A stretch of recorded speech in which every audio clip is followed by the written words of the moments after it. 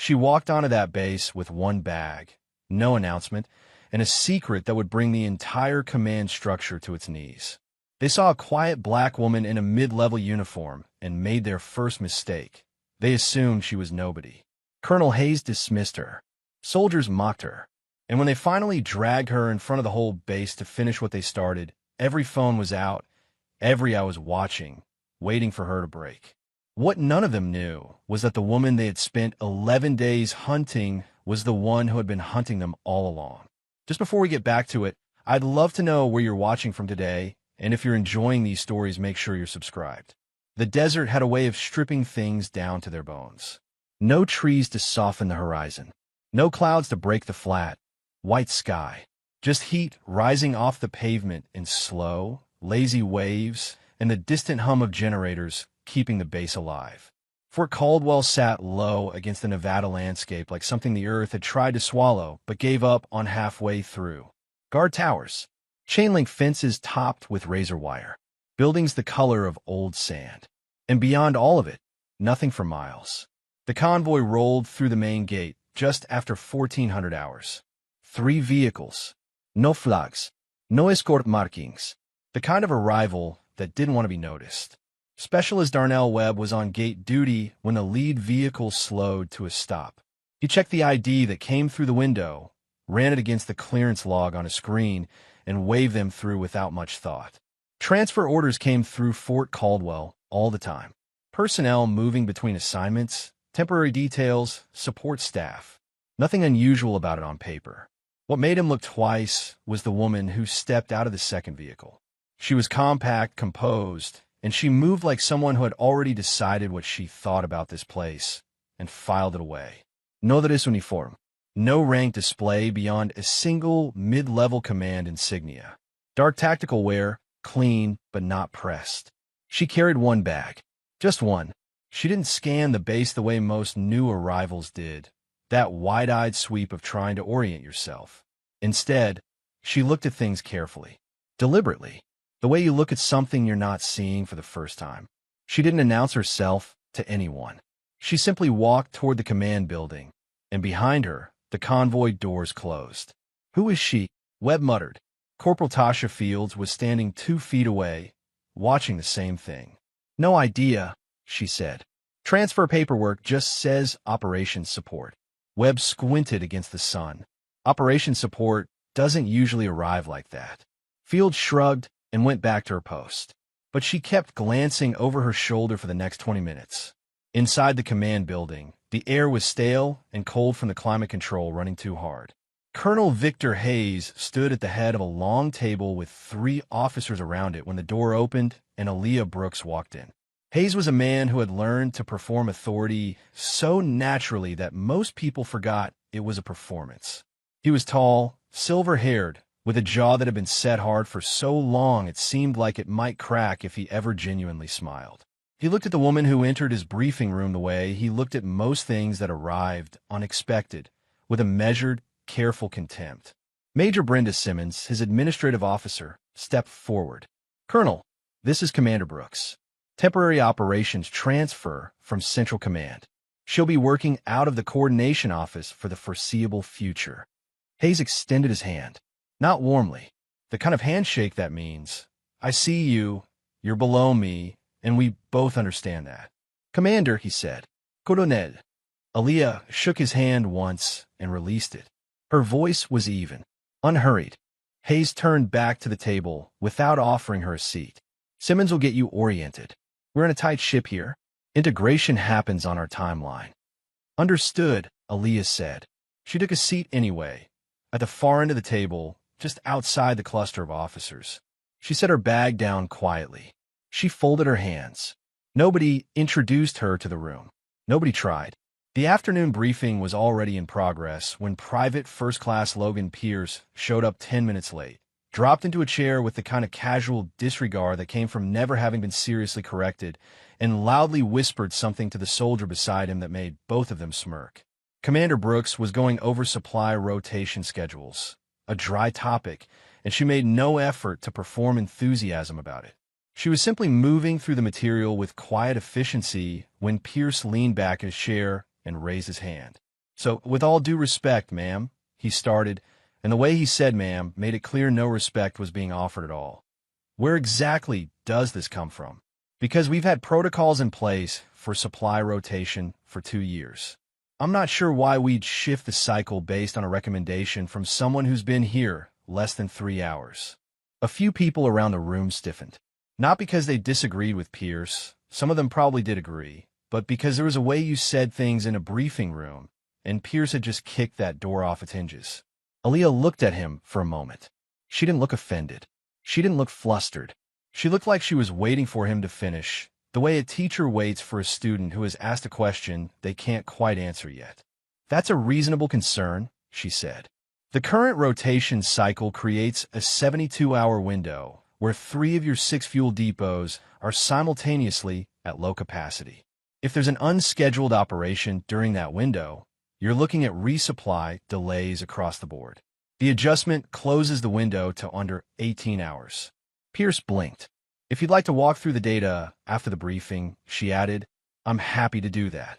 He didn't respond. He uncrossed his arms slowly and looked at the table. Someone coughed.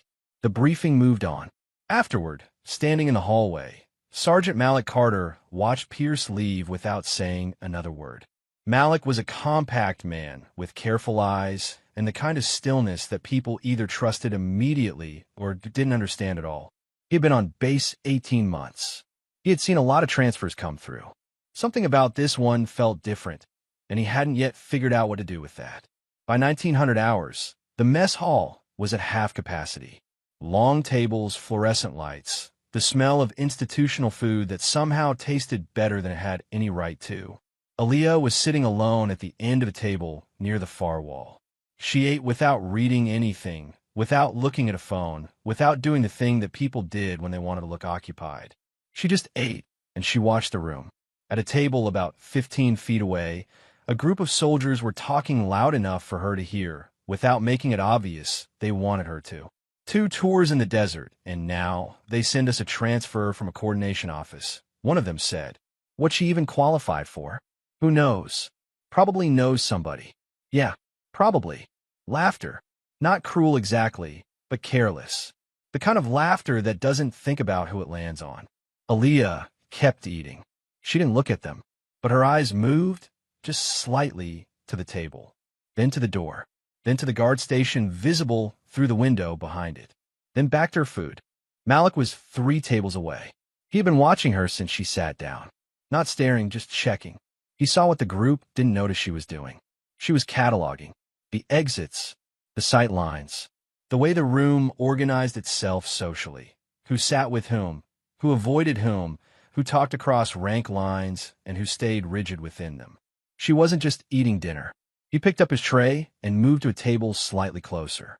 Not next to her, just closer. She didn't acknowledge it, but she noticed. The restricted file request happened at 2100.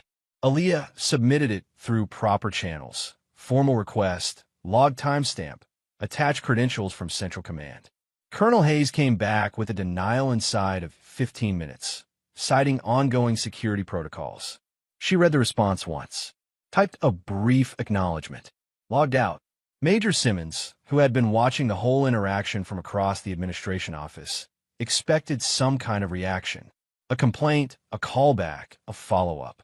Nothing came. She didn't even push back, Simmons mentioned to Hayes the next morning. Good, Hayes said, without looking up from his desk.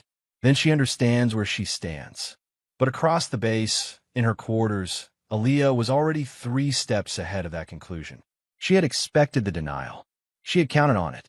The speed of the denial told her something more valuable than any file would have. Hayes was paying attention. He was monitoring her access requests in real time, which meant he was worried about what she might find. You don't watch something that doesn't threaten you. The base at night ran on a skeleton crew. Perimeter guards on 4-hour rotations. 2 surveillance stations, one at the north entrance, one at the south vehicle bay. Interior cameras on a fixed sweep cycle. Aaliyah walked the base at 2300. She wasn't trying to be invisible. She walked openly, slowly, like someone who couldn't sleep. She moved through the eastern corridor, past the maintenance sheds, along the back edge of the storage warehouses. She stopped at certain points and seemed to simply breathe the night air. What she was actually doing was counting. The northeast corner of the second warehouse complex fell outside the camera sweep for exactly 40 seconds at the end of each cycle. The access road behind the motor pool connected to an unmonitored gate that appeared locked, but whose chain she noticed had slightly different wear patterns than the others. It had been opened and reclosed recently. The guard rotation at the south vehicle bay overlapped for 90 seconds every 2 hours, creating a window where both guards were at the same checkpoint and the far side of the bay was unobserved. She noted each of these things and kept walking. Malik was awake when she came back through the eastern bunk corridor.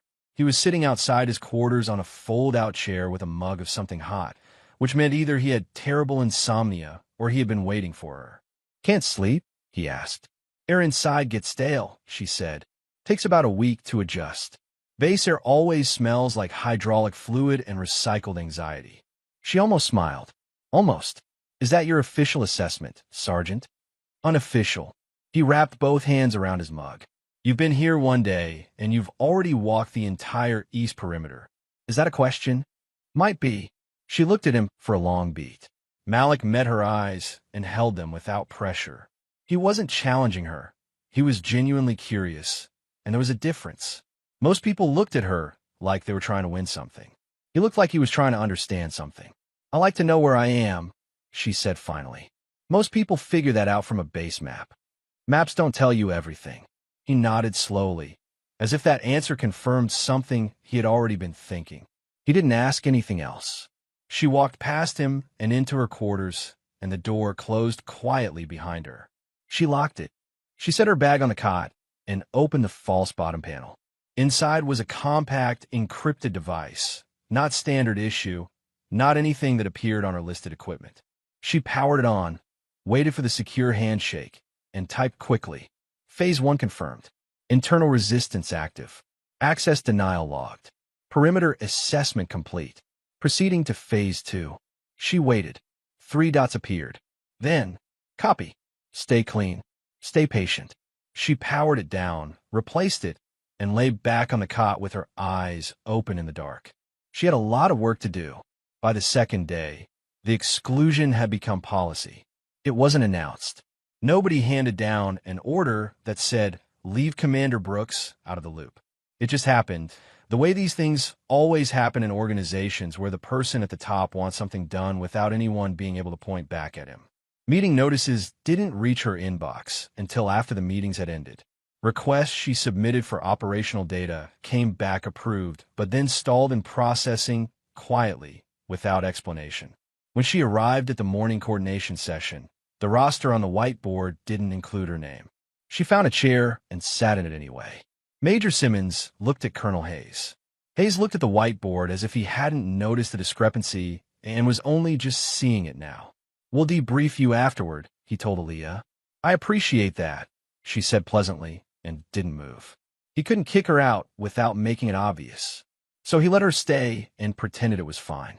It wasn't fine. She could see the tension behind his composure, the slight tightness at the edge of his expression, the way he avoided her side of the room when he pointed to the operational map. She sat and listened and remembered everything. The training drill assignment came through her official orders at 0900 on day 3. Routine readiness assessment, it said. Oversight of live-fire coordination exercise. Report to the south field by 0100. Malik saw the orders before she did. He came to find her in the administration corridor with a careful look on his face. "You see what they put you on?" he said, keeping his voice low. "Just read it. That drill hasn't been classified as routine in 2 years. They ran it last spring, and it was a disaster, communications failure, misaligned fire team coordination, 1 near casualty. It's the kind of exercise that gets flagged for remedial command review." She looked at him, "And now they want me to oversee it." "Yes, ma'am." She thought about this for exactly 2 seconds. "Good," she said. He blinked. "Good. If it goes wrong, they have something on me. If it goes right." She left the sentence where it was and walked toward the south field. There were about 30 soldiers on the drill ground when she arrived. They were not standing at ease.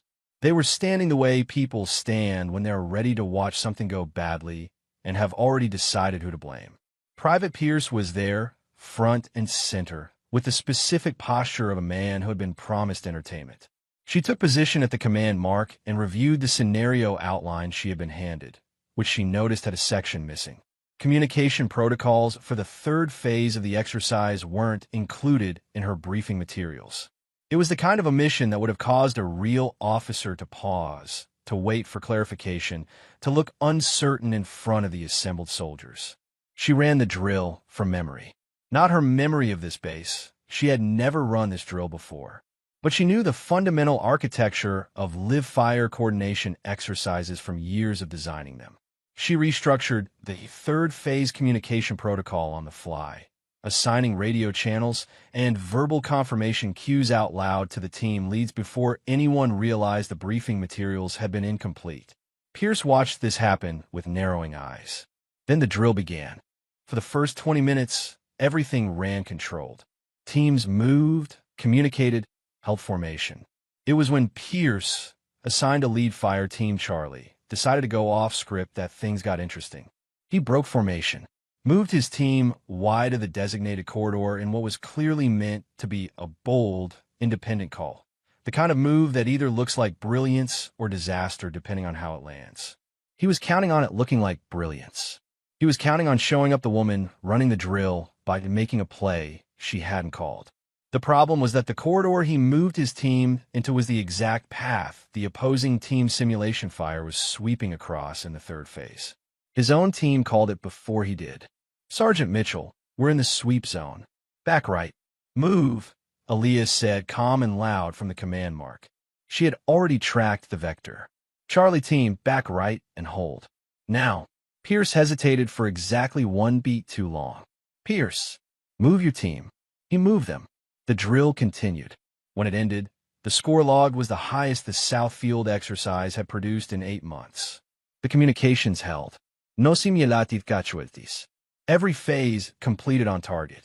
The soldiers didn't applaud, but the quality of their silence was different from before. Pierce said nothing.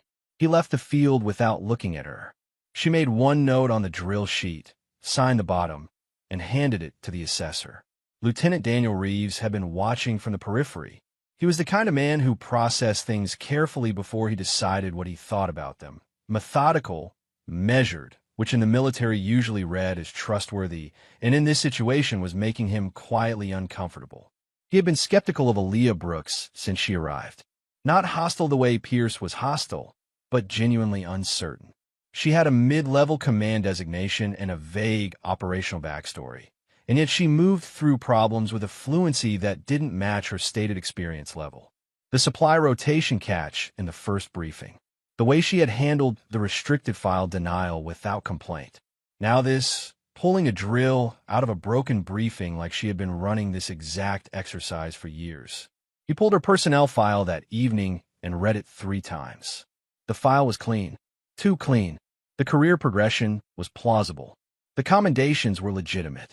But there were gaps, small ones, the kind that got smoothed over when someone's records were deliberately edited to support cover.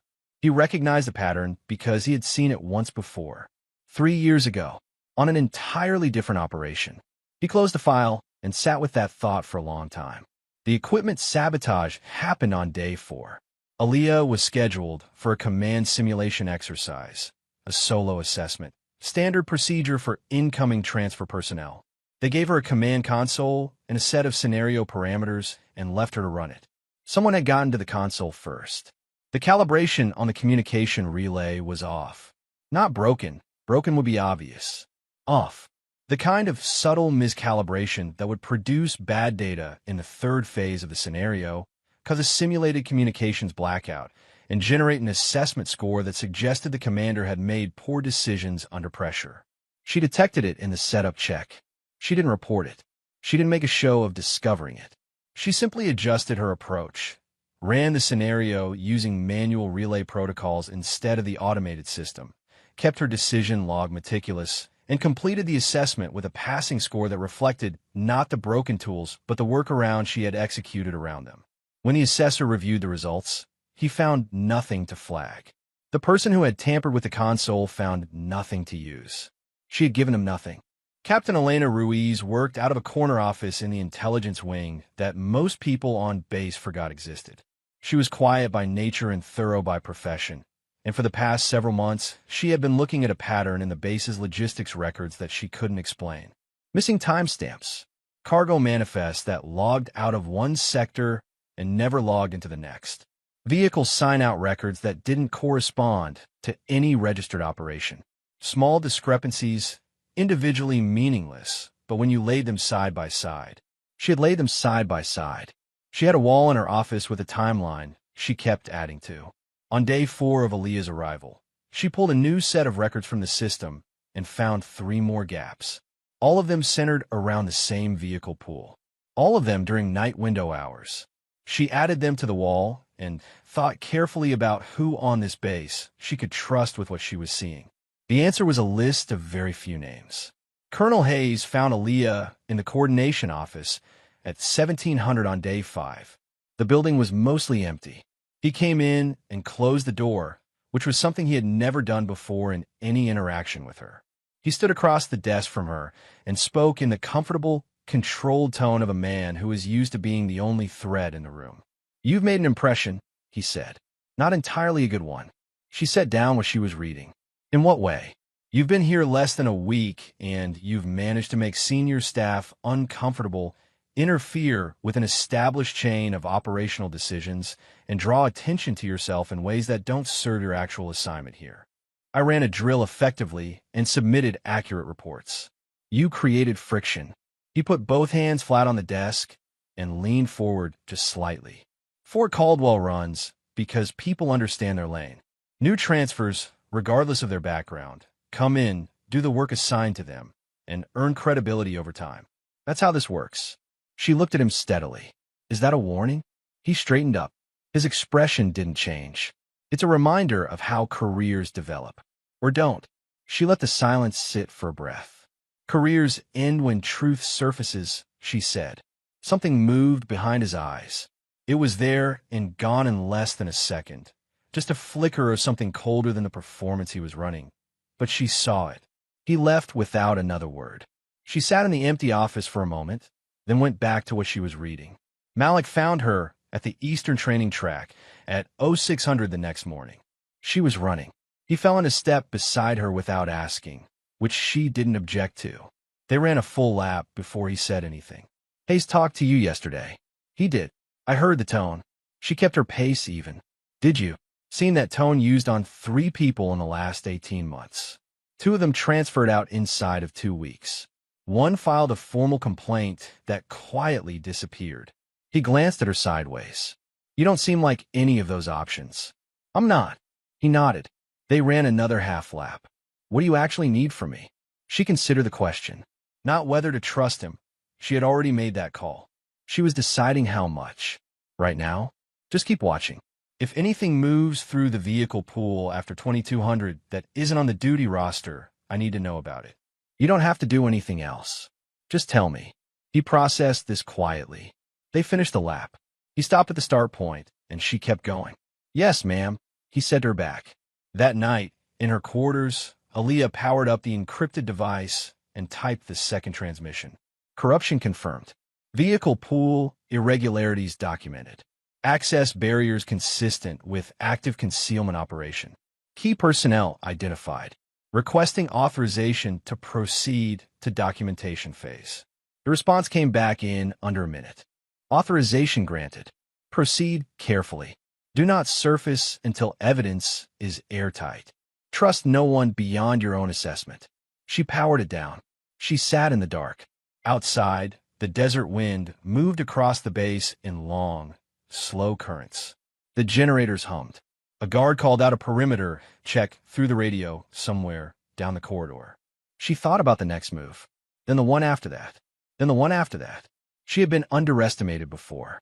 It never stopped being useful. The vehicle pool moved at 2314. Malik had been watching from the shadow of the Eastern maintenance shed for 2 hours by then, sitting still enough that the motion sensor light above the side door never triggered. He counted 3 vehicles, 2 cargo trucks, and a covered transport, pulling out through the unmonitored gate Aaliyah had flagged on her first night. No headlights until they cleared the perimeter. No radio chatter on any channel he could pick up. No duty roster entry. Nothing logged. He memorized the plate numbers and the direction they headed and walked back to his bunk at a pace that wouldn't draw attention. At 0600, he was in the East Corridor when Aaliyah came through on her morning walk to the administration building. 3 vehicles, he said quietly, falling in step beside her. 2314. Un monitored gata. Cargo type, heavy, headed northwest. She didn't break stride. Plates. He recited them. Did anyone else see it? Not that I could tell. Good, she said. Keep it that way. She turned into the administration wing, and he kept walking. Anyone watching would have seen 2 soldiers passing in a corridor. Nothing more. The off-the-books operation had been running for longer than Aaliyah had initially estimated. That much was becoming clear. The vehicle movement Malik had caught wasn't a single event. It was a rotation. The pattern in the logistics gaps Ruiz had been charting suggested shipments moving on a 7 to 10 day cycle, which meant this was structured, practiced, and protected from above. Hayes hadn't built this alone. He was too careful for that. Careful men don't build things alone because shared risk is distributed risk. Someone else was holding part of the ceiling up. Aaliyah sat in the coordination office that morning and did 3 things simultaneously. She processed the routine paperwork on her desk. She listened to the ambient conversations in the corridor outside. And in the back of her mind, she was running the operation's probable architecture. Entry points, dependencies, the kind of command influence you would need to keep something like this invisible inside a high-security base for multiple years. She didn't reach for the restricted files again. She didn't need to. Every time Hayes denied her access, he drew a tighter circle around exactly what she needed to find. At 1100, she made her move. She didn't intercept the operation directly. That would have required resources she hadn't surfaced yet and would have signaled more than she was ready to signal.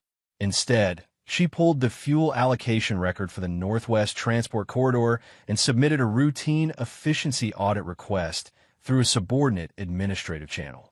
It was the kind of request that looked like paperwork, the kind that nobody tracked closely. It redirected a mandatory inspection checkpoint to the Northwest Gate for the following 48 hours. The route Hayes vehicles used would now have to divert. The shipment cycle would break. Not permanently, but enough to slow it down, create pressure, force a decision. She filed a request and went to lunch. The problem was that one of Hayes' men was more attentive than the rest. Staff Sergeant Warren Cole had been on base 7 years and had the particular skill of someone who had learned to survive proximity to power by watching everything and saying very little. He managed vehicle pool logistics and had been Hayes' quiet mechanism for the past 3 years. He noticed the audit request the same afternoon it was filed. He pulled the chain of origin, traced it to the administrative subordinate channel, and then traced that back to who had recently submitted requests through that channel. He was in Hayes' office by 1400.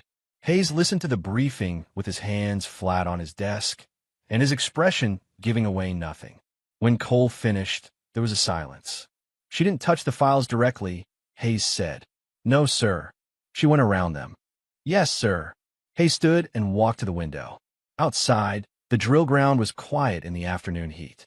She knows more than a coordinator should know. Find out what she actually has. Don't approach her directly.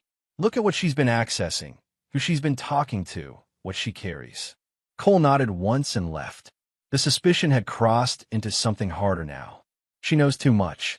Reeves found her in the equipment bay at 1600, and he didn't come in quietly. He had been sitting on his questions for 4 days, and he had finally run out of patience for sitting. He closed the bay door behind him and stood at a distance that was close enough to be confrontational, but far enough to be controlled. You want to tell me what's actually going on? He said.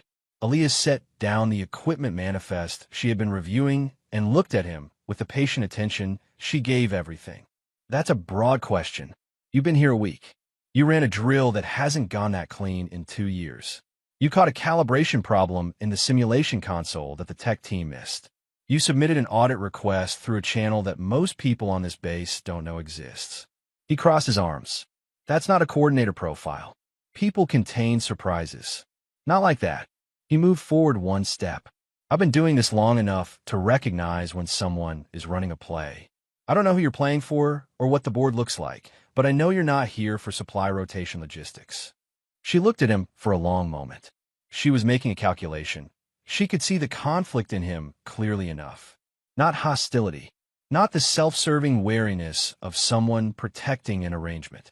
Genuine discomfort with a situation he couldn't categorize. "What you do with that instinct matters," she said finally. "You can take it to Hayes. You can escalate it up the chain and make a lot of noise and create a record of yourself doing the right procedural thing." She held his gaze. "Where you can trust that the discomfort you're feeling isn't about me. It's about what you've been seeing on this base and telling yourself had an explanation." The silence between them stretched.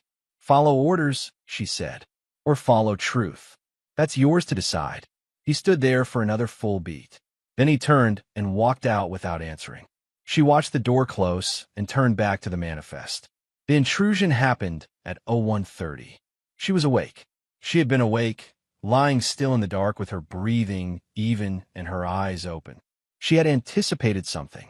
Not because she had specific intelligence, because the timeline made it logical. She had created pressure. Pressure produces responses.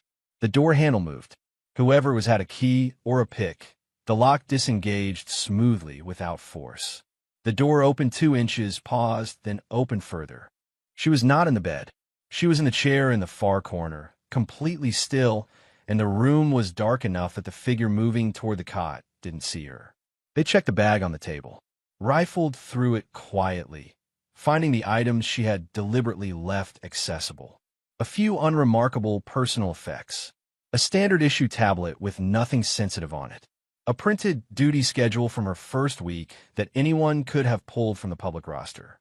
They stood there for a moment, empty-handed, then left the way they came. The door clicked shut. She sat in the dark for another 10 minutes, then stood and wrote down the time, duration, and what they had taken, which was nothing. Good. She had prepared for this. The false information she had left out was exactly that. False. Deliberately assembled to confirm whatever Hayes people needed to believe about what she was and wasn't doing here. Let them think the room was clean. Ruiz had not slept well in 3 weeks. Her office wall had become a map of something she couldn't yet prove, but could no longer convince herself to ignore. The timeline of logistics irregularities had expanded. She had cross-referenced vehicle sign-outs, fuel allocation records, and the duty roster gaps Cole managed. And the pattern was unmistakable. The shipments were tied to classified cargo handling, not just unauthorized transport. The cargo designations in the ghosted manifest used codes she had seen once before in an intelligence briefing on illegal weapons routing that had been classified above her clearance level. She sat with that for a long time. The problem was authority. She was an intelligence officer on a base where the commanding officer was the subject of her suspicion. She could not bring this up the chain without going through Hayes. She could not go around Hayes without risking the integrity of whatever was actually happening here. If someone else was already investigating, her interference could compromise it. She needed someone with the standing to receive this evidence and act on it. She looked at her wall. Then she looked at the list of names she had been keeping of people on this base she thought she could trust. Commander Brooks' name was near the top. She hadn't acted on it yet, but she was getting close. Hayes moved against her on day 9. The mechanism was clean. A formal complaint logged through the base disciplinary system. Unauthorized interference with operational logistics, citing the audit request she had filed. Hayes had a subordinate sign it, which kept his name 1 step removed. By the time Aaliyah received notice that a formal inquiry had been opened, the paperwork was already moving. Simmons delivered the notice in person, which was unusual. She had the careful expression of someone who had been told to watch for a reaction. Aaliyah read the document. "Thank you, Major. You'll need to attend a formal inquiry session at 1400, Simmons said. "I'll be there." Simmons waited for something more. It didn't come. The inquiry room was small and deliberately uncomfortable, a feature, not an accident. 2 officers she had never formally met sat at the table across from her. Hayes was not in the room, which was either protocol or strategy. She assumed both. They walked through the audit request. They asked about her decision-making process, her chain of authorization, her understanding of her own operational scope. She answered each question with precise, careful language. She explained the efficiency rationale for the audit. She referenced the administrative channel that authorized it. She produced a printed copy of the procedural handbook that confirmed the request type was within coordinator scope. There was nothing they could hold. They asked if she had any other outstanding requests or actions that fell outside her stated assignment. No, she said.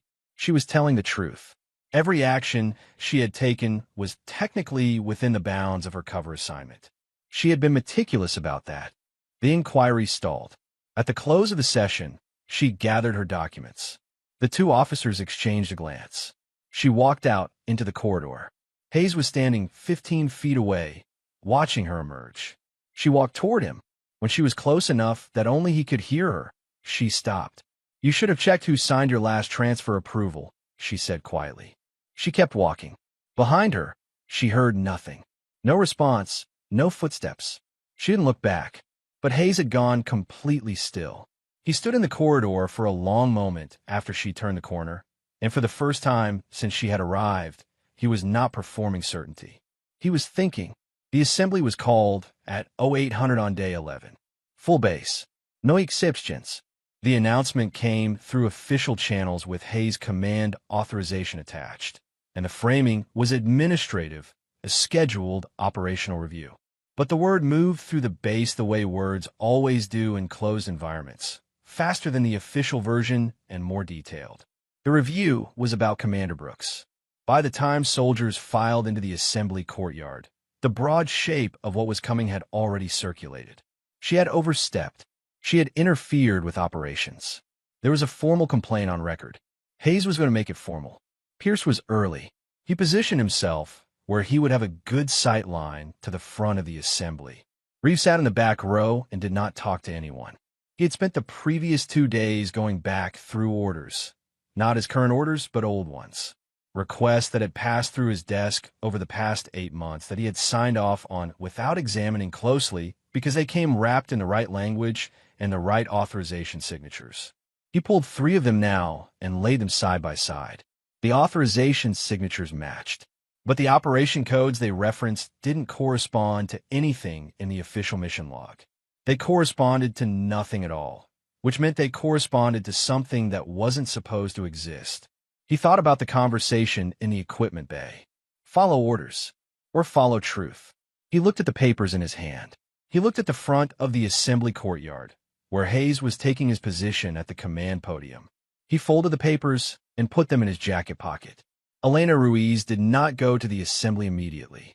She was in her office, and she was looking at the last piece of evidence she had needed to look at for 3 days, but kept stopping short of, the way you stop short of a door you know you can't unopen. It was a cargo manifest, a real one, not a ghost record. It had been filed and processed and signed. And at the bottom, in the authorization field, was Hayes' name. Clear, unambiguous, attached to a cargo designation that belonged to a weapons routing classification she had confirmed through a back channel with a contact at Central Command. This wasn't circumstantial anymore. This was evidence. She needed someone who could receive it with the authority to act on it. She had made her decision about who that was. She printed 3 copies, sealed them in separate envelopes, and put them in her jacket. Then she went to the assembly. Aaliyah was already at the front of the courtyard when Hayes arrived at the podium. She had not been summoned to stand there. She had simply positioned herself there, the way she positioned herself everywhere on this base, with intention. The soldiers assembled around her. She could feel the weight of the crowd, not physical but atmospheric, the specific pressure of collective judgment gathering itself. Some of the soldiers were simply watching. Some of them had already decided. Pierce, from his position across the courtyard, had the anticipatory stillness of someone who had already written the ending. Even Malik, standing near the east edge of the assembly, had something uncertain in his expression that she noticed but didn't react to. It was supposed to feel like standing alone. She was aware of that. She understood it as a tactic. She breathed through it and kept her posture exactly as it had been every day since she arrived, straight, unhurried, present. Hayes stepped to the podium and opened the folder in his hand.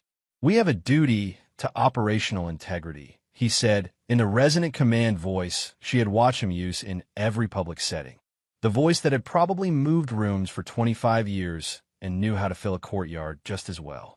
When that integrity is compromised by personnel who operate outside their designated scope, outside the authority granted to them, and outside the trust placed in them by this command, there must be accountability. Murmurs in the assembly. Agreement from some corners. Commander Aaliyah Brooks has been present on this base for 11 days. He let that sit. 11 days felt like damning brevity. In that time, she has interfered with established operational procedures, submitted unauthorized requests through back channels, created friction in command relationships, and demonstrated a pattern of behavior inconsistent with her stated assignment. He read the charges with the careful pace of someone who had prepared this and knew the weight each word was supposed to carry. Insubordination, unauthorized action, conduct unbecoming the standards of Fort Caldwell. The courtyard was very quiet. Hayes set the folder down and looked at her directly. "Commander Brooks," he said, "this command is prepared to offer you one resolution to this situation."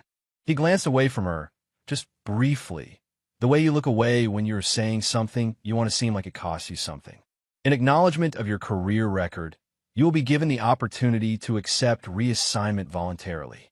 No court-martial, a clean record. You pack your bag today. He was offering her the door, the graceful exit, the version that let him keep everything intact and let her keep her dignity, theoretically. She looked at him for a long moment. "No," she said. A ripple through the courtyard. Pierce straightened slightly. Someone in the back row whispered something. Hayes' expression shifted very slightly. He had not seriously expected her to say no. The offer was designed to be taken. It was designed to make her disappear without the mess of what came next. "Then this command will proceed with formal disciplinary action," he said, "including suspension of your operational status, pending full review." He reached for the suspension order in his folder. She held herself completely still. Around the courtyard, she could feel the balance tipping. The assembly of soldiers who had spent 11 days watching her, doubting her, mocking her, or quietly wondering about her. They were reading the room the way soldiers read rooms, which is to say they were looking at who had power and adjusting themselves accordingly. Most of them were adjusting toward Hayes. Malik's hands were clasped behind his back, and his jaw was tight, and he was looking at her with an expression she recognized. "Tell me this isn't actually over." She gave him nothing. She gave the courtyard nothing. Hayes pulled the suspension order from the folder. And then, from the main gate, a sound. Engines. Multiple vehicles. Not the ordinary rumble of base traffic. Something heavier, coordinated. The sound of a convoy that had been traveling fast and had arrived with purpose. Everyone heard it. Heads turned toward the gate. 3 black SUVs rolled through the main entrance in tight formation. High command insignia on the doors. Federal plate codes that senior officers recognized on sight. They stopped at the edge of the assembly courtyard. For a moment, nothing happened. The stillness was the loudest thing on the base. The rear door of the center vehicle opened. A figure in full senior command dress stepped out. Behind him, 2 officers in intelligence designation uniform. Behind them, 2 more in standard command dress. The senior officer looked at the assembly. He looked at Hayes at the podium. He looked at Aaliyah standing in front of it. He spoke in a voice that carried across the entire courtyard without effort. "Stand down. You are addressing Admiral Aaliyah Brooks." The words landed like something physical. For exactly 1 second, nobody moved. Then, one by one, and then all at once, every soldier in the courtyard came to attention. Every soldier except Hayes. Hayes stood at the podium with the suspension order in his hand, and the expression of a man who has just watched the floor open beneath him and has not yet processed that he is falling. Aaliyah turned and looked at him. She said nothing. She didn't need to. Hayes' mouth moved. Something that was trying to form itself into a response. Protocol, challenge, procedural objection. The suspension order was still in his hand. He looked at it like it had become a different object than the one he had picked up. "There must be a misunderstanding," he said. His voice had lost its courtyard resonance. It was smaller now. "I wasn't informed." The senior official stepped forward and held out a sealed document. "Colonele, your command, is suspended pending formal investigation. Please surrender the order in your hand." Hayes did not move for 2 full seconds. Then he set the suspension order down on the podium. The document was taken from a senior official's hand by one of the intelligence officers and brought forward. It was placed, not handed, placed with the specific formality of something that cannot be argued with, on the podium in front of where Hayes was standing. He looked at it. He looked at Aaliyah. She was already moving. She stepped to the center of the courtyard and turned to face the assembled soldiers. The silence around her was total now, not the hostile silence of collective judgment, but something different, the specific silence of people recalibrating everything they thought they understood. Private Pierce had gone pale. He was standing exactly where he had positioned himself for a good view of her humiliation, and he had not moved, which meant he had the best view of something else entirely. Reeves, from the back row, had his hand over the pocket where he had folded those papers. He was looking at her with an expression that she recognized as the particular quality of someone understanding, all at once, a great number of things. "At ease," she said. The posture shifted, slightly. The attention held. "My name is Admiral Aaliyah Brooks.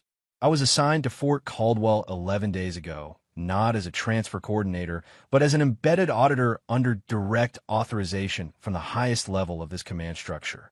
She spoke at the same volume she always used, measured, clear. No performance of power, just the thing itself. "I am here because there is an active, unauthorized operation running through this base. I am here because that operation has been protected from within at the command level for an extended period of time. And I am here because it ends now." Nobody spoke. She turned to the intelligence officers who had come with the convoy. "Secure all base communications. Lock down the transport logs and vehicle pool access.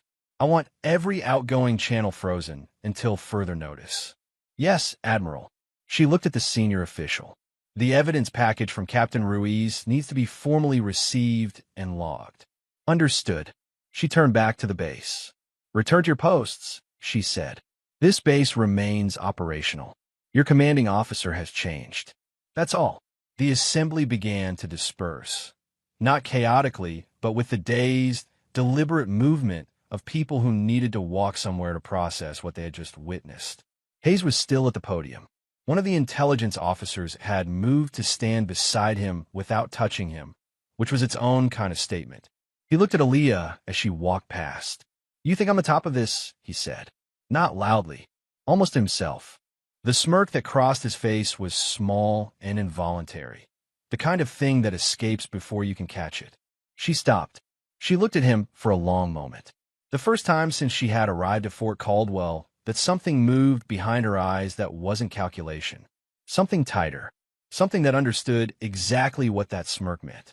"I know you're not," she said quietly. She walked away. Behind her, Hayes was escorted from the podium. The suspension document remained on it, face up in the desert sun. The words were still hanging in the air when the first soldier snapped to attention.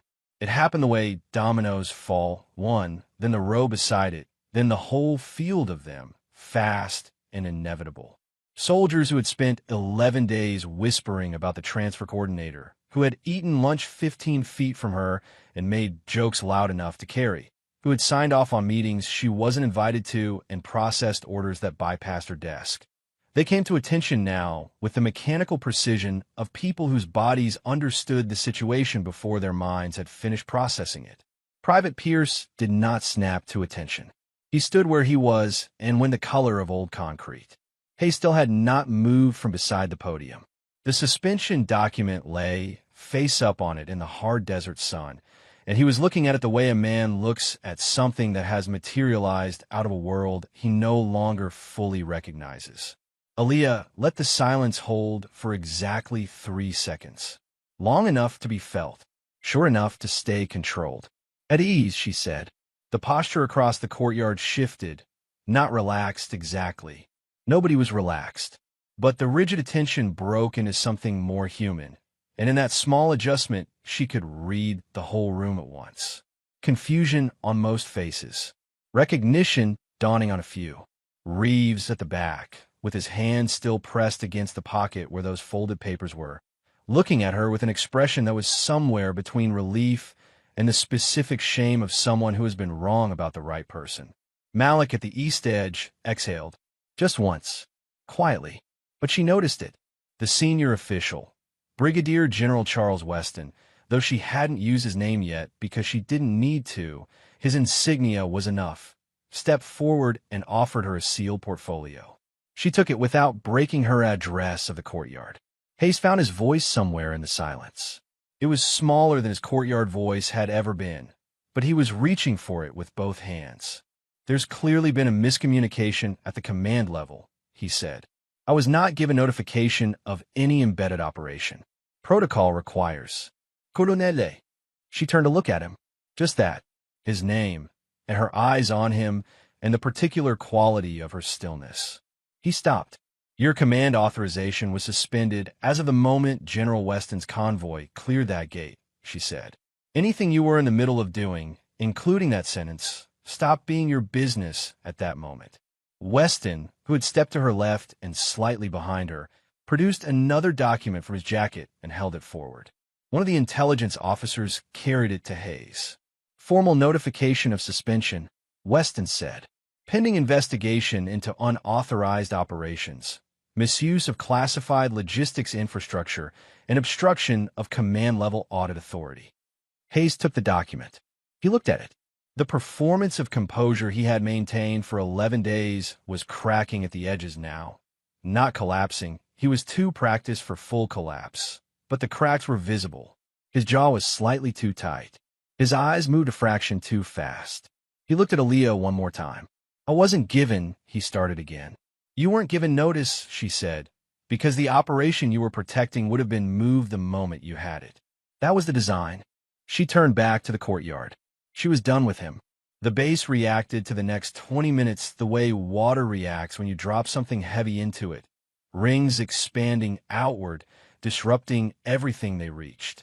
Aaliyah issued orders in the sequence she had planned for 11 days, each one precise, no hesitation between them. Secure all outgoing communications. Freeze the vehicle pool. Pull every transport log from the past 6 months into a locked evidence archive. Detain logistics personnel pending individual review. She assigned the intelligence officers to specific stations and gave Weston's team the access codes they needed to work through the base's administrative system without routing through Hayes' compromised command layer. It took 14 minutes to lock the base down from the inside. She watched it happen from the center of the courtyard, turning when she needed to, speaking when she needed to, and the rest of the time simply present, the way she had been present every day since she arrived, except now the room understood what that presence meant. Pierce had finally moved. He was standing near the east wall with 2 other soldiers, and his face had settled into something that wasn't quite shame and wasn't quite anger, and was probably going to take him a while to sort out. She noted him and moved on. Hayes made his last attempt at 15 minutes in. He had been standing near the podium under the quiet supervision of an intelligence officer and apparently decided that quiet supervision was a softer boundary than it looked. He straightened up and addressed Weston directly, bypassing her. General, I have documentation that establishes direct authorization from the deputy command level for the operations in question. Whatever is in that file, he gestured toward the evidence portfolio, needs to be reviewed in that context. I'm requesting an immediate channel to deputy command. Weston looked at him with the patient neutrality of a man who had heard a great many things in his career and was not surprised by any of them. He looked at Aaliyah. She stepped forward. Colonel, she said, your deputy command authorization requests route through this office now. She held up the sealed portfolio. I am the higher authorization. The channel you're requesting goes through me, and I'm telling you to sit down. The intelligence officer at Hayes' left shifted his position by exactly 2 inches. Hayes sat down. Captain Elena Ruiz had come through the east entrance of the courtyard during the command transfer and was standing near the back with her sealed envelopes pressed flat against her ribs under her crossed arms, watching everything with the expression of someone who has been carrying a heavy thing for a long time and is trying to decide if it is safe to put it down yet. Aaliyah spotted her from across the courtyard. She crossed to her directly, which meant walking through the dispersing crowd of soldiers, and then moved out of her path with an instinctive deference that would have felt different 11 days ago. She stopped in front of Ruiz. "You have evidence." Ruiz looked at her for one careful moment. Then she reached into her jacket and produced the envelopes. Cargo manifests, logistics gap documentation, a confirmed connection to a classified weapons routing designation. She paused. Hayes' signature on the primary manifest. Original copy, not a reprint. Aaliyah took the envelopes. "How long have you been building this?" "For months." "Alone?" "Yes." She held Ruiz's eyes for a beat. "You've been watching. Quietly. Carefully. And you waited until you had something that couldn't be dismissed." She tucked the envelopes into the portfolio. "You're part of this investigation now. Formally. I need you working with my intelligence team on the logistics pattern, specifically the multi-base routing." Ruiz straightened slightly. Not a snap to attention. Something more personal than that. "Yes, Admiral." "Good." She turned. "Come with me." Ruiz was waiting at the edge of the courtyard. He wasn't performing waiting. He wasn't leaning against anything or looking at his watch. He was simply standing still, facing her direction, with the papers from his pocket now held in his hand. He had taken them out at some point during the last 20 minutes and was holding them the way you hold something you've decided to stop hiding. She walked to him. She took the papers he held out without him needing to explain them. She looked at the operation codes. She looked at the authorization signatures beside them. She looked at him. "How long did it take you to see it?" "Longer than it should have," he said. "No deflection. No covering language." "When did you start looking?" "The equipment bay," he said. After he talked, "I went back through orders that night." She nodded once. "These go into the evidence package." She held the papers. "And you go on record as the officer who identified the falsified codes." He looked at her steadily. "I doubted you. Most people did. That's not an excuse." "No," she agreed. "It's not. But what you do now matters more than what you did then." She looked at him directly. "I need a field lieutenant I can trust. Someone who knows this base, knows the personnel, and won't flinch when this gets harder. And it's going to get harder." He met her gaze without blinking. "I'm in." "Then you're in," she said simply. "I'll brief you this afternoon."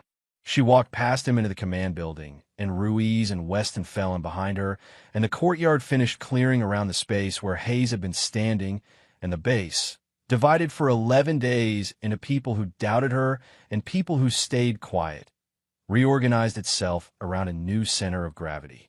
She had work to do. The command office had been Hayes for 6 years. She could still feel him in it, not sentimentally, but structurally. The desk was positioned to face the door in a way that maximized psychological dominance over anyone entering. The shelving was arranged to keep personal commendations visible at eye level. The secondary monitor faced the wall, angled so that Hayes could see it without anyone seated across from him having the same view. She did not rearrange the furniture. She sat behind the desk and opened the base's full system archive, and she began to read. The hidden logs went back further than she had expected. Not months, years. The earliest irregular vehicle movement she could confirm was 31 months ago, which meant this operation had been running for nearly 3 years under routine base administration, protected by Hayes' command authority and sustained by what she was increasingly certain was a structured support system that did not begin and end with one colonel at one desert base. She was still reading at 0200 when Ruiz knocked and came in.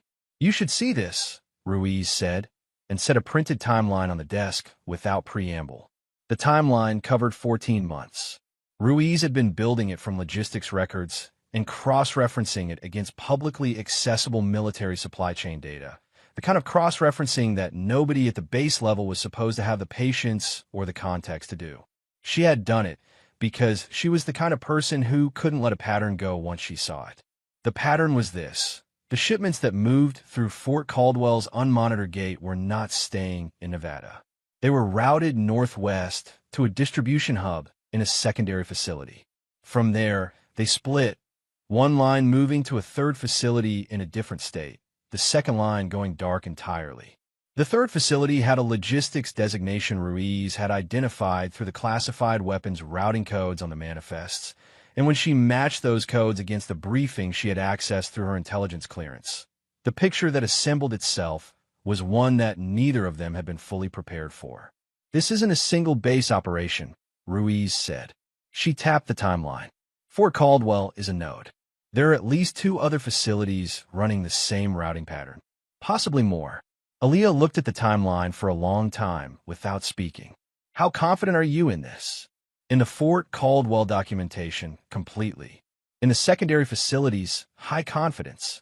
I can't confirm the full network size without access to the other base's internal logs. Aaliyah straightened up from the desk and walked to the window. Outside, the base was dark and quiet under its lockdown. The perimeter lights ran their slow, reliable arcs.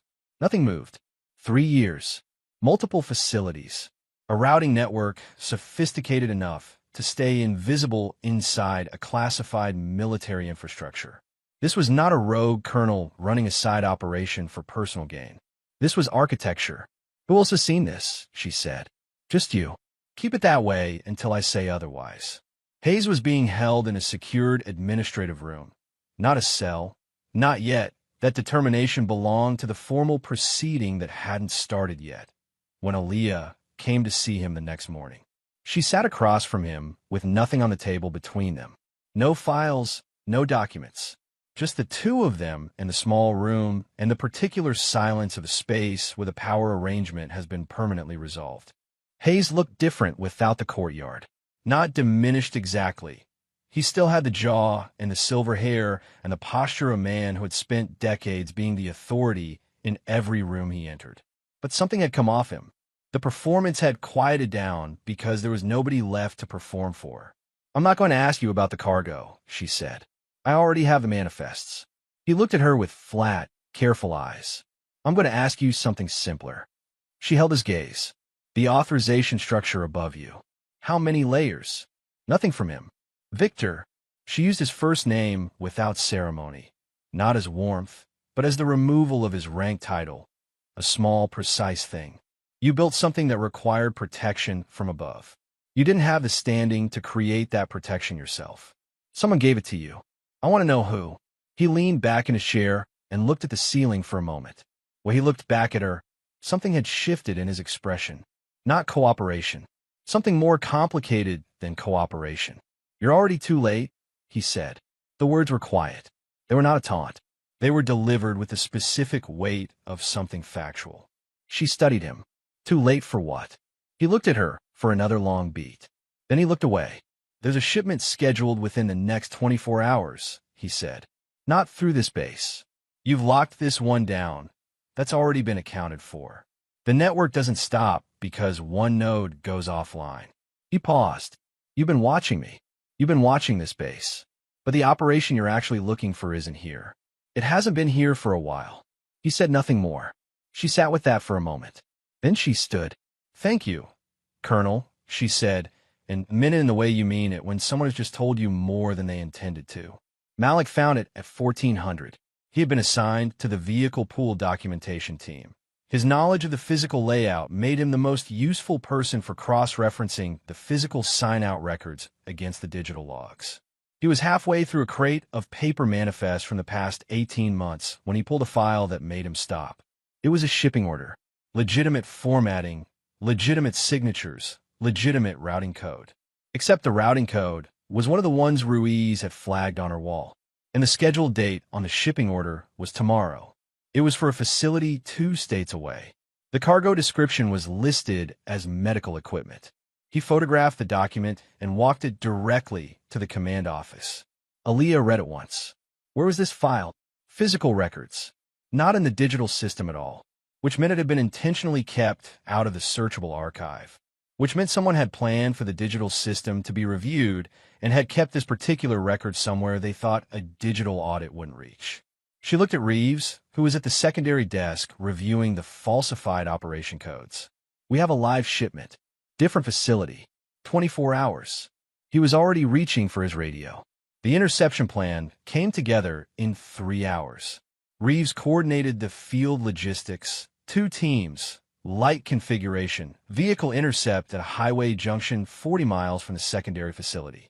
Ruiz ran the intelligence layer, tracking the shipping order against known network routing points and identifying the most probable vehicle and timing.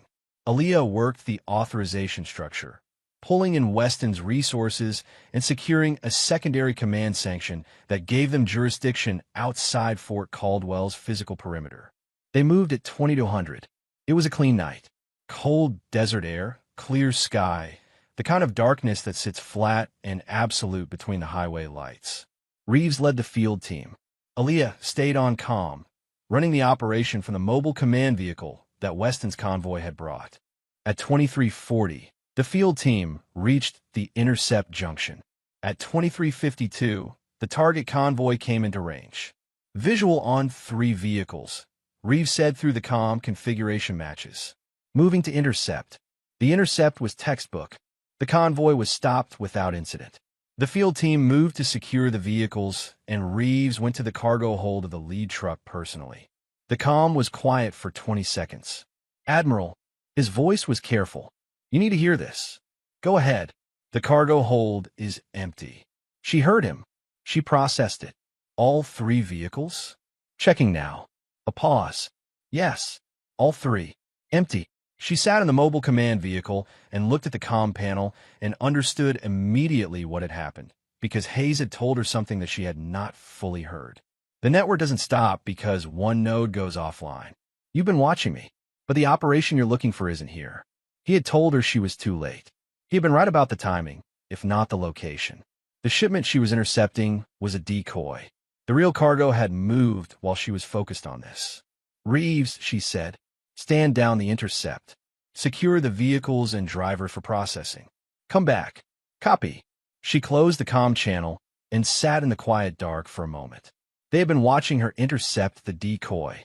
Whoever was running this network had known about the interception plan, which meant they had a source of information inside her operation. Someone with access to what she was doing in real time. There was a leak. Active, current, and close. She was back on base by 0200. The first thing she did was pull the access logs for every system that had touched the interception plan, who had seen the shipping order, who had been in the room when the plan was assembled, who had access to the comm channels. She ran the list herself, alone, in the command office with the door closed. The list was not long. She looked at it carefully. At 03:15, the base's internal monitoring system flagged an anomalous data packet leaving through an encrypted channel. Not a standard communication, a compressed data burst, the kind used for passing information quickly and quietly to an external receiver. The origin point was inside the base. She traced the packet to its source terminal in 4 minutes. The terminal was in the Logistics Coordination Office, the same office that managed outgoing shipment documentation and had access to the interception plan through the evidence archive she had opened to her core team. She stood in the doorway of the logistics office and looked at the terminal.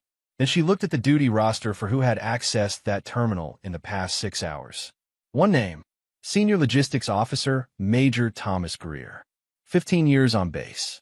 Trusted by everyone who had worked with him. He had processed supply orders for the base's entire operational history and had been commended for it 3 times. He was the kind of officer who became invisible through sheer reliability.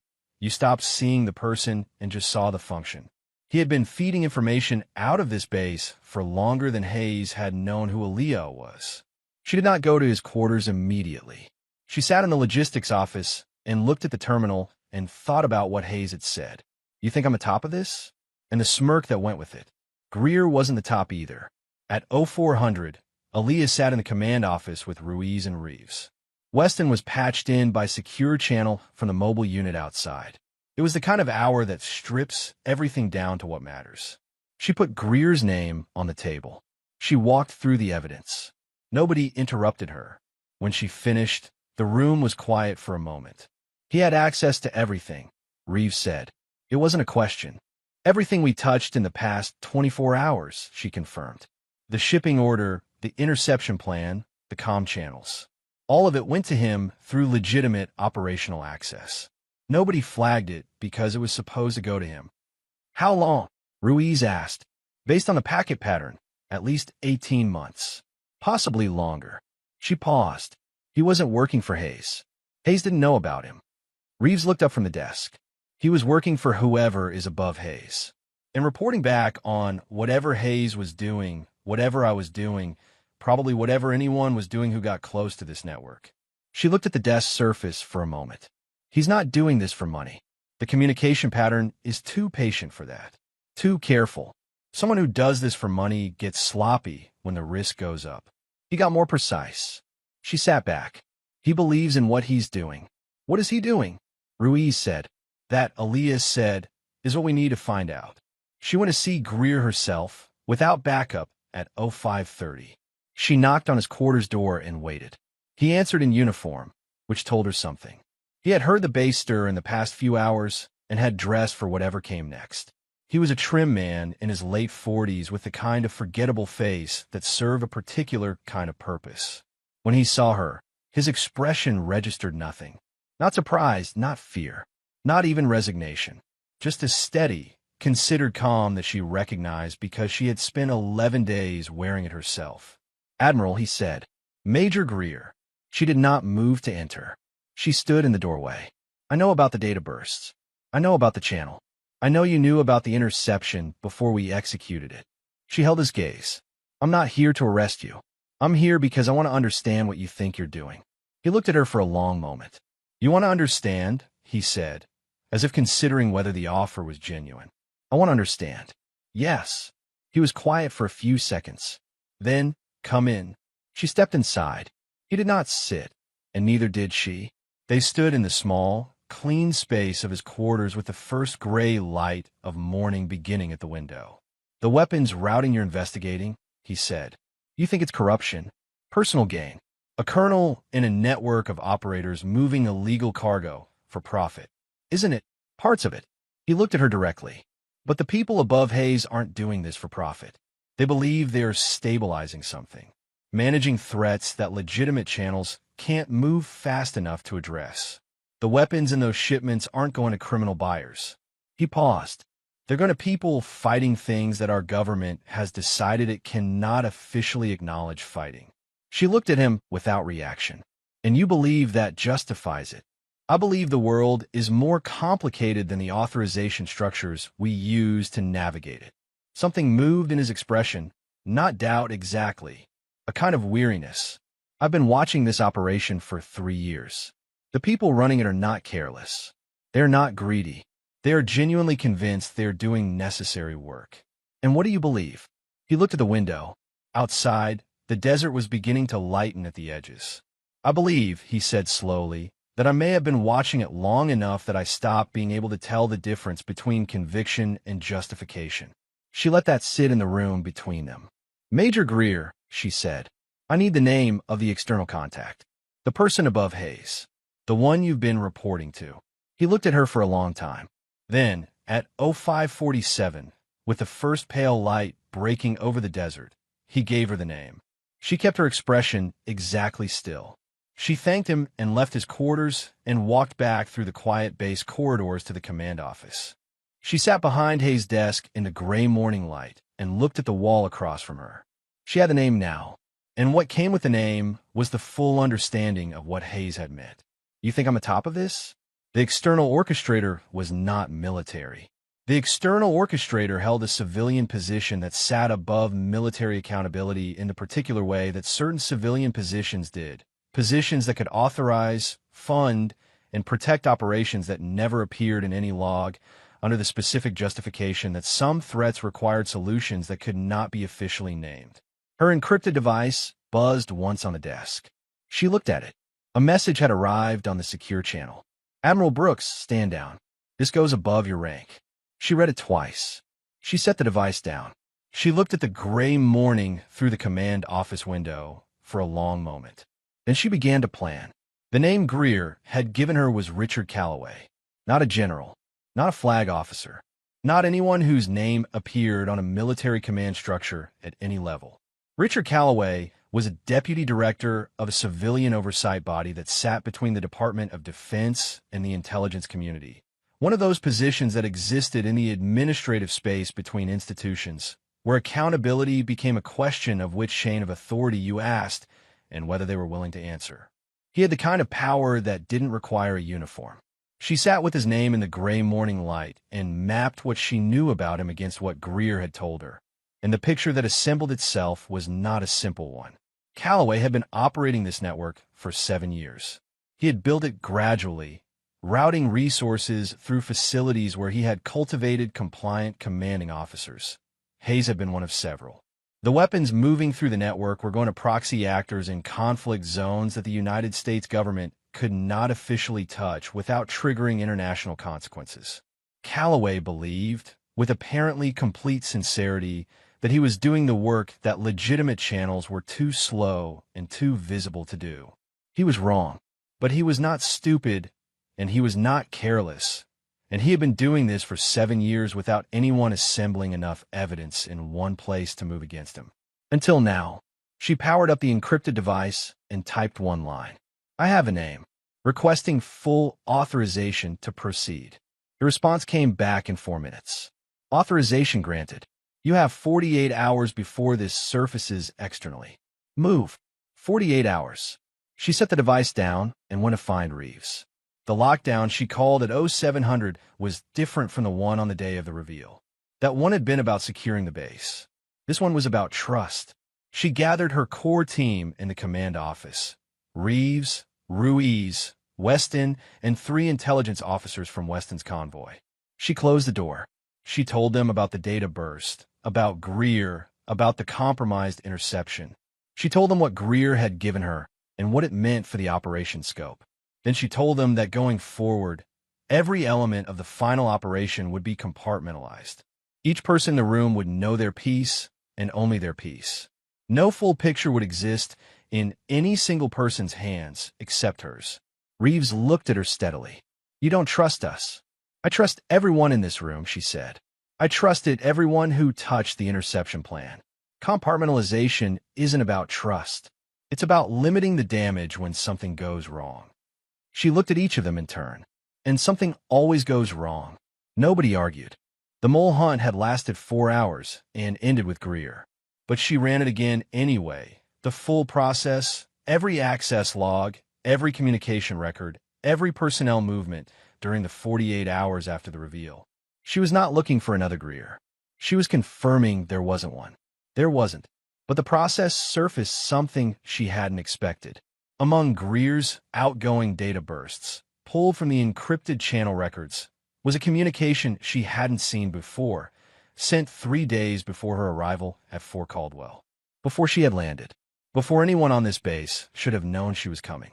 Greer had known she was coming, which meant Calloway had known. She sat with that for a long moment. Calloway had known an Admiral was being embedded at Fort Caldwell before she arrived. He had not moved to stop it. He had not pulled his operation back. He had let her come in and let her spend 11 days building her case. And then he had fed her a decoy and sent a message to her secure channel telling her to stand down. He had been testing her.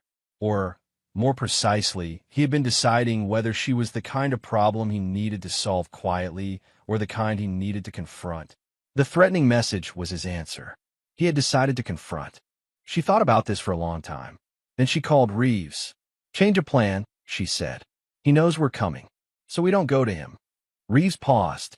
"Then how?" "We make him come to us." Reeves' breakthrough came at 1100. He had been working through the encrypted communications Greer had received. Not the ones going out, the ones coming in. The instructions, the routing updates, the authorization codes for each shipment. They were compressed and layered, but the intelligence officers had been peeling them back for 6 hours, and at 1100, they found one that had been sent 8 days ago containing something Calloway had not intended to include. An external IP origin point, unmasked by a technical error in the compression layer. It was a fraction of a second of exposure in the encryption, the kind of thing that happened when someone's technical infrastructure was very good but not perfect. It was enough. The origin point traced to a private communications facility registered to a civilian consulting firm in Washington. The firm's address was 2 blocks from Calloway's office building. Reeves put it on the desk in front of her. "He made one mistake," he said. She looked at the trace. "Everyone makes one." She pulled Weston in immediately. The origin point, combined with Greer's testimony and the cargo manifest evidence Ruiz had assembled, gave them enough for a formal authorization to compel Calloway's appearance before a secured investigative channel. Not an arrest, his civilian standing made that a longer process. But a compelled appearance before a secured channel was something Weston had the authority to initiate, and with the evidence package they now held, it would hold. Weston made the call at 12:30. By 1400, Calloway had been formally notified. By 1500, he had accepted, which told her something important about him. He was still confident. He still believed he had a play left. The secured channel opened at 1700. It was a video link, encrypted end-to-end, running through a government communications system that both parties had authorized access to. On Calloway's end, he would have legal counsel present and probably a communications advisor. On her end, it was her, Ruiz, and a recording system logging every frame. She had done this before. Not this exact situation, but the shape of it. A person who believed their position protected them, sitting across from her on a screen, deciding whether to perform innocence or perform authority. Calloway chose authority. He was a trim man in his 60s with the particular grooming of someone who had spent a career in rooms where appearance was leverage. His suit was expensive without being obvious about it. His expression when the link opened was somewhere between cooperative and condescending. The expression of a man who has agreed to a meeting he believes he can control. "Admiral Brooks," he said, "I appreciate you making time." "Mr. Calloway." She kept her hands flat on the table in front of her. No documents in view. No performance of preparation. "I want to start with a simple question. How long have you been running this network?" He smiled slightly. "That's a characterization I'd push back on. What I've been involved in is a series of authorized operations conducted under oversight structures that—" Richard. She used his first name the same way she had used Hayes, as the removal of a title, not as warmth. "I have your signature on authorization codes for 17 separate shipments. I have the IP trace from your communications facility. I have testimony from Major Greer. And I have cargo manifests that connect this network to weapons routing through 3 military installations." She paused. "The authorization structures you're about to describe do not exist in any document that any oversight body has on record. So let's not spend the next hour on that." The smile faded. Not into fear, into something more calculated. "You're very confident," he said. "I'm accurate," she said. "There's a difference." He leaned back slightly. "What you're looking at is an operation built over 7 years to address threats that legitimate channels have consistently failed to manage. The weapons in those shipments have prevented 3 separate incidents in conflict zones that would have cost American lives if we had waited for formal authorization processes too. Those authorization processes exist for a reason," she said. "They exist because they're politically convenient, not because they're effective." He looked at her directly now, and she could see the genuine conviction in it. The same thing Greer had described, the same thing that made this more complicated than simple corruption. "I've been doing this work longer than you've held your current rank, Admiral. The threats I've been managing don't wait for congressional approval cycles. And the people who die when unregistered weapons move through unaccountable networks," she said, "do they wait?" He was quiet for a moment. "Collateral cost," he said. "Every operation has it. Including this one," she said. "Including what happens to you now." His expression changed, just slightly. The confidence recalibrated into something harder. "You have evidence," he said. "I have reach. I have relationships at levels that will determine how this evidence is received, who reviews it, and what timeline that review operates on." He leaned forward. "I sent you a message this morning. I meant it as a warning. I'm extending it now as a practical reality. Stand down, Admiral. Walk this back. Your career is not worth a 7-year operation that is serving genuine national interests." She looked at him for a long, level moment. "My career," she said quietly, "is not what I came here for." She reached to her left and placed a single document in front of the camera. It was a court authorization, not a military one, a civilian federal court authorization, processed through a channel Calloway's relationships did not reach, signed by a federal judge. Weston had woken up at 5 that morning. It compelled the immediate preservation of all records connected to Callaway's communications facility. It froze the consulting firm's operational status, and it named Richard Callaway as a subject of active federal criminal investigation. He looked at it on his screen. His legal counsel, just visible at the edge of the frame, leaned forward. "That's been active since 1400 today," she said. "Before this call, before you agreed to join it." She held his gaze. "You thought you were coming in to close this down. You came in to be on the record when it opened." He said nothing. "Mr. Callaway," she said, "this is over." She closed the channel. The final operation ran that night. Hayes, sitting in his administrative holding room and watching his own situation become irreversible, had made a decision sometime in the afternoon. It was not redemption. She was clear-eyed enough about him not to dress it as that. It was self-preservation, and it came in the form of one specific piece of information: the location of the actual shipment. The real cargo that had moved while she intercepted the decoy. It was sitting in a distribution warehouse 40 miles from the secondary facility, waiting for a clearance code that Callaway would now never be able to send. She sent 2 teams with Reeves leading the primary. She stayed on calm. The warehouse operation took 47 minutes. No casualties. The cargo was secured. Weapons components, 3 categories, all matching the classified routing designations Ruiz had identified. The drivers detained. The warehouse locked and transferred to federal custody. Some of the network's outer contacts had already moved when the court authorization hit the communications facility. 3 individuals they had wanted to detain were gone before the teams reached them. That was the cost she had known was coming. Hayes' intel was good, but not complete, and the network's edges were designed to scatter when the center was hit. She stood at the comm and listened to Reeves' team confirm the cargo secured, and she let herself feel the weight of what had not been fully caught. The 3 who scattered. The parts of the network that lived in other bases, other facilities, other authorization structures they hadn't reached yet. The operation was a victory. It was not a clean one. It was necessary. It was real.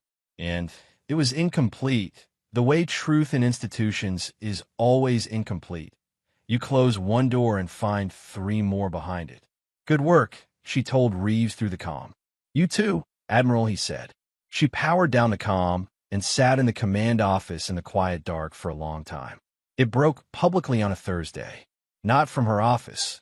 The formal press release came through the Department of Defense's communications office after the federal investigation had been officially acknowledged. But the shape of it moved faster than the official channels, the way these things always do, and by Friday morning it was on every major network, and by Saturday it had been picked up internationally. 7 years of unauthorized military logistics operations. 3 bases. Weapons routing through civilian proxy networks. A deputy director of a civilian oversight body formally named as the central orchestrator. A sitting colonel suspended pending court-martial. A senior logistics officer in federal custody. Evidence assembled and presented by an embedded admiral operating under direct command authorization. The story was large. The response was larger. She watched none of it. She was still at Fort Caldwell, still behind the desk that had been Hayes, working through the documentation that a case of this scale required. Evidence packaging, chain of custody verification, personnel record reviews. The kind of work that didn't make news, but made prosecutions possible. The court-martial proceedings for Hayes were initiated on day 16. She attended the opening session as a witness. She sat in the hard chair in the formal hearing room and answered questions in the same measured, precise language she used for everything, and the evidence she had assembled answered the rest. Hayes sat across the room in his service dress and listened to the charges read in a voice that was completely flat. The commendations on his record that had been visible at eye level in his office were no longer in the room. When the session broke for the day, she passed him in the corridor without stopping. He looked at her once. She looked back. There was nothing left to say between them. Reeves came to her office on day 17. He knocked, which he hadn't done in the last week. He'd been walking in with the ease of someone who had fully inhabited the role she had given him. The fact that he knocked told her this was something personal. "Come in," she said. He sat in the chair across from her desk. He looked at his hands for a moment before he looked at her. "I've been thinking about the equipment bay," he said. "You don't need to." "I want to." He looked up. "I had the pattern in front of me earlier than I admitted to you. The operation codes. I saw something that didn't add up in the duty roster 3 weeks before I actually pulled the files. And I filed it away because it was easier to assume there was an explanation I was missing than to go looking for one." She set down what she had been reading and gave him her full attention. "I've been asking myself why," he said. "Why it was easier. And the honest answer is that the explanation I was most willing to accept was that you were the thing that didn't fit." New transfer, unclear background, seemed to know more than she should. "It was easier to put the anomaly on you than to put on a system I'd been operating inside for 3 years." She was quiet for a moment. Outside, the base was running its ordinary sounds. A vehicle somewhere, radio chatter at a distant frequency, the generators doing their constant work. "You're telling me this because you want me to know you understand what happened," she said. "I'm telling you because it matters that someone in this building says it plainly." He held her gaze. "I measured you against the wrong standard, and I almost let that cost something real. That's on me, not on you." She looked at him for a moment. "What you did with it when you figured it out," she said. "That's what I needed, and that's what you gave me." She picked up the document she had set down. "Don't spend too much time in the court-martial of yourself, Reeves. You're more useful to me here." He nodded once, and the thing that had been sitting between them settled. He stood, and she was already back to reading, and he left without ceremony, which was the right way to leave. Malik's commendation was processed on day 18. She had written it herself, which was not required. The citation could have gone through standard channels, but she wrote it herself because she wanted the language to be precise. What Malik had done was not dramatic. He had watched a vehicle pool in the dark for 2 hours.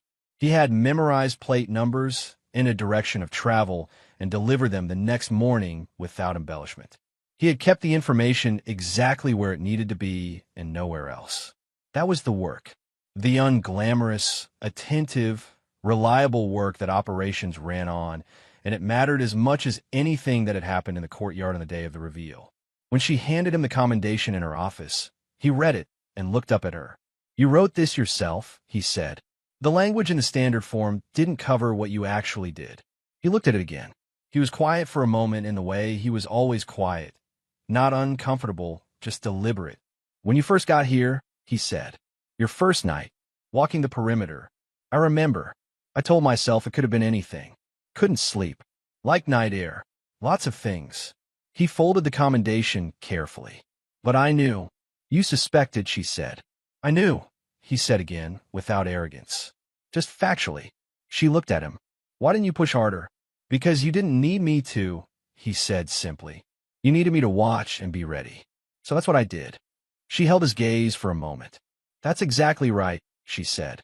Elena Ruiz's promotion was announced on day 19. Full captain to major, effective immediately, with a commendation from Aaliyah's office and a formal recognition of her intelligence work in the Fort Caldwell investigation.